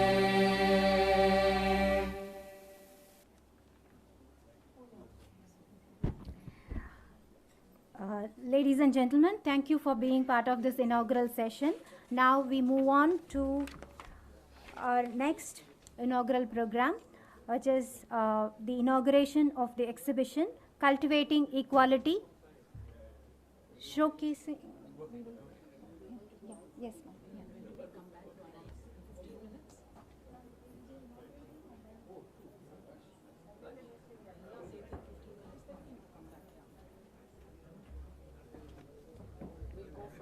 Yeah.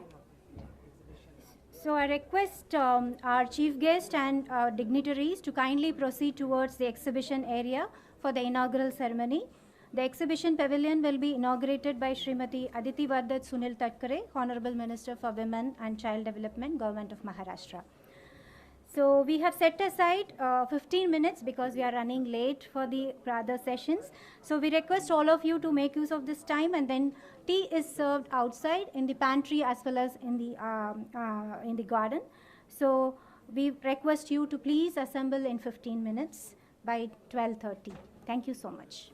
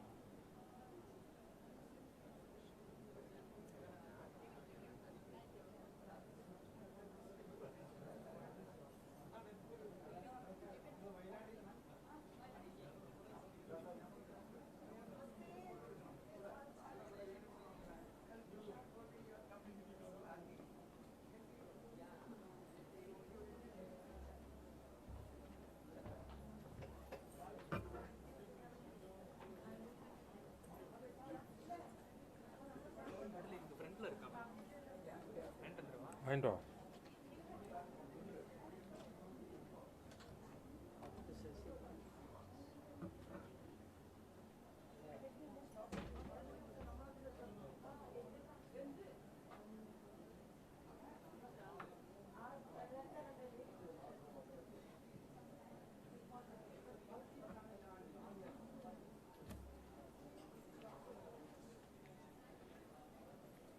నీకేం తెలిసింది?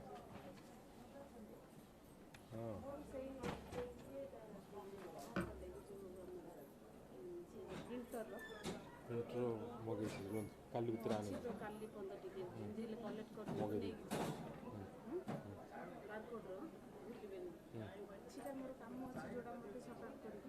నా కళ్ళు విత్తర మొగేది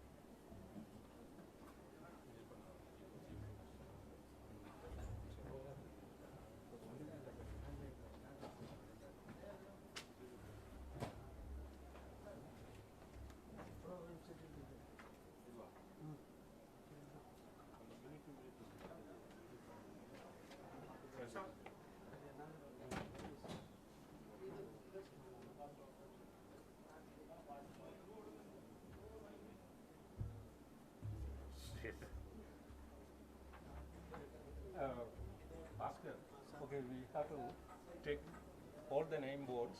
Okay, this is okay. Please check how many chairs are needed. 8%.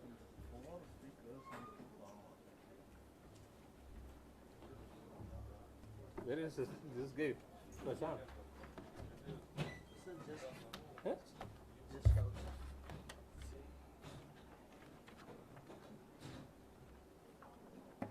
First session. Check.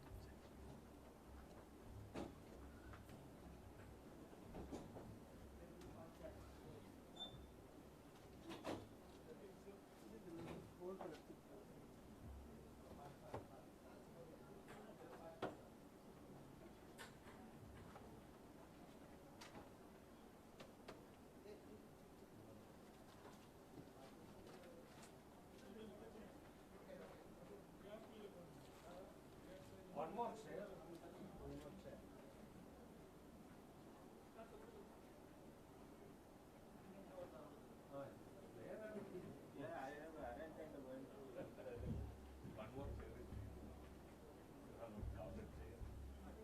Where will it be? No, no.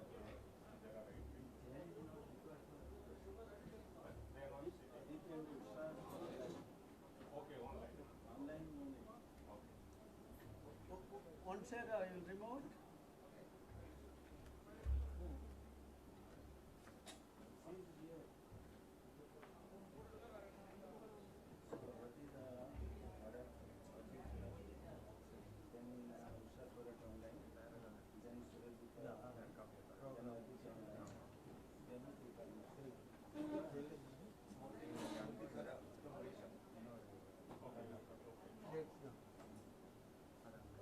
நான் அது ஒரு இது வந்து டைம் தப்பாக சார் எனக்கு கொடுக்கல ஏன்னா கரெக்ஷன் போட்டேன் அடுத்த நாள் இது வச்சுக்கணும் அது மட்டும்தான் இது ஒன்று தான் கரெக்ஷன் இதே டைம் தான் இங்கே போட்டாங்க இது நீங்கள் வச்சுக்கோங்க இதே தான்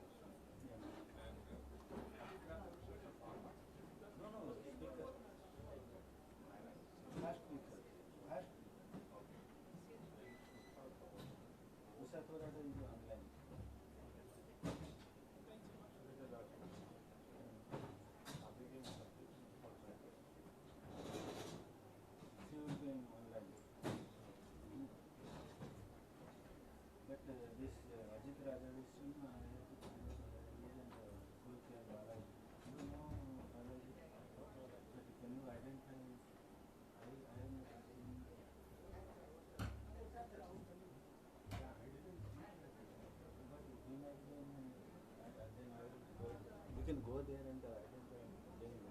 It's already going to 1:30. I'll keep this here. You took my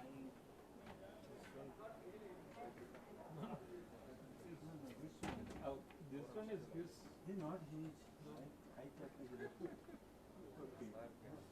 Okay. No, I have to put mine on. Yeah, you take. You will take. No, that I had. No, I had on. This one is. Yes, don't change. I will write my name.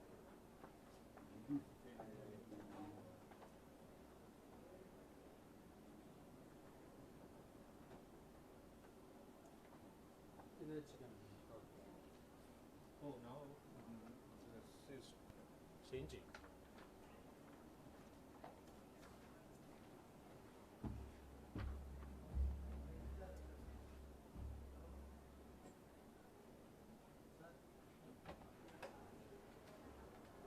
Change பண்ணியாச்சா யூரி help பண்ணியா பாஸ்கர் இங்க வாங்க